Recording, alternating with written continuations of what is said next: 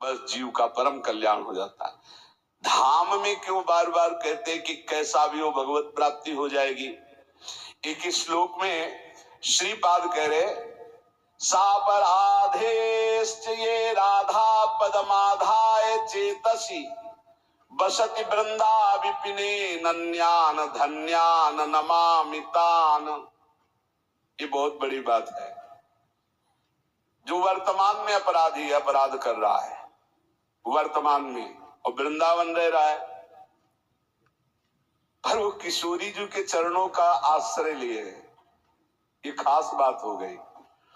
तो बोले वृंदावन में वास करके जब उसका शरीर छूटेगा तो बड़भागी भक्तों के पद को प्राप्त होगा। धन्यान नमामितान, मैं नमस्कार करता हूं उसको। क्यों? क्योंकि यहाँ जब शरीर छूटेगा तो उसके भजन का परिणाम नहीं देखा जाएगा। उसके अंतिम समय में श्री जी की सखिया आके राधा नाम स्मरण कराएंगी और वो परम पद को प्राप्त हो जाएगा पक्का। अंतिम समय सापराधाश्चे राधा पदमाधाय चेतसी, सापराध अपराध सहित, पर वो किशोरी जी के चरणों का आश्रय लिए। ये भाई हमारी आदत है, हम ऐसा नहीं छोड़ पा रहे हैं। अब आप देखो आपका काम, लेकिन लाडली मैं आपका हूं, लाडली में वृंदावन नहीं छोड़ सकता, आपको नहीं छोड़ सकता। जब बुरे आचरण नहीं छोड़ सकता तो आपको कैसे छोड़ सकता हो? होता है स्वभाव में। आप कह सकते हो कि ऐसा कैसे हो सकता है, ऐसा होता है, होता है। स्वभाव बहुत विचित्र है, स्वभाव बहुत विचित्र। जो जैसा होता है। एक बहुत रईस घर के महात्मा थे, बड़े विरक्त थे, पर एक कपड़ा भी ना उसको एकदम ऐसे चश्मा जहां रखना है, जैसे दो तीन चीजें थी। बड़े वैरागी, बड़े, पर वो बड़े घर में प्रकट हुए थे तो उनकी जो रहनी थी वो बताती थी कि किसी विशिष्ट घर के है। एक भी कपड़ा ऐसे नहीं, जो भी जहां एकदम उनका अभ्यास था, बहुत ही सफाई सुरक्षा एकदम। एक अचला, एक झोली, एक छड़ी, चश्मा, बड़े वैरागी। रात में कब चले गए पता ही नहीं चलता, किसी से आसक्ति नहीं, पर दूर से देखने से लगता था कि इनका विलासिता पूर्ण जीवन रहा है। मतलब बड़े घरों के रहे, जो जैसे अभ्यास का होता है उसका अभ्यास झलकता है। अब जैसे पूर्वाभ्यास पापाचरण का है, और उसने जान लिया कि अब मैं बहुत नीच हूं, अब मेरा कल्याण कैसे होगा। महिमा सुनी वृंदावन की, वृंदावन वास करने लगा, लेकिन उसका आचरण ऐसा है।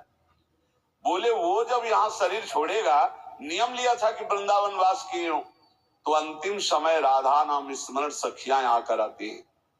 ये हमें हित धाम में श्री जी ने स्वयं अनुभव कराया था, ये दृश्य दिखाया था। तो कीर्तनिया बाबा ने कहा कहीं पढ़ा है क्या? उस समय वो सत्संग में आते थे। ऊपर गए कुटिया में, कहा एक प्रश्न है कि आपने आज नई बात हमें बताई कि जब यहाँ शरीर कोई छोड़ता है वृंदावन में तो वृंदा सखी के आदेश से सखियां राधा नाम सुनाती हैं, तो ये आपने कहीं पढ़ा है क्या?